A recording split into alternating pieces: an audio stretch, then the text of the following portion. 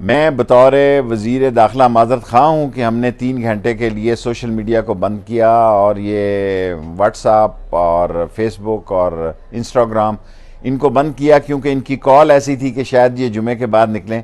आगे से ऐसा नहीं करेंगे और सारा जुमा पुरसकून गुजरा है।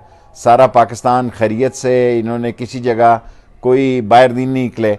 और मैं पाकिस्तान की पुलिस को जिस तरह उन्होंने जाने दिए हैं और पाकिस्तान की रेंजर्स को मुबारकबाद देता हूँ, लोकल पंजाब की एडमिनिस्ट्रेशन को मुबारकबाद देता हूँ, कराची की इंतज़ामिया को मुबारकबाद देता हूँ।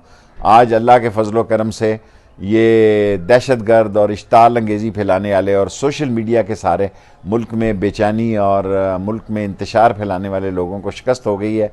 इंशाअल्लाह आगे से आप कोशिश करेंगे कि ये सोशल मीडिया की भी तकलीफ़ ना हो और पाकिस्तान आगे बढ़े और मुल्क को पीछे ले जाने वाले, इंतशार फैलाने वाले, एम्बुलेंसें रोकने वाले और मुल्क में ऑक्सीजन के ट्रक रोकने वाले और मुल्क के आम लोगों के ज़राए नकलो हमल में मुदाखलत करने वाले, उनको शिकस्त हुई है।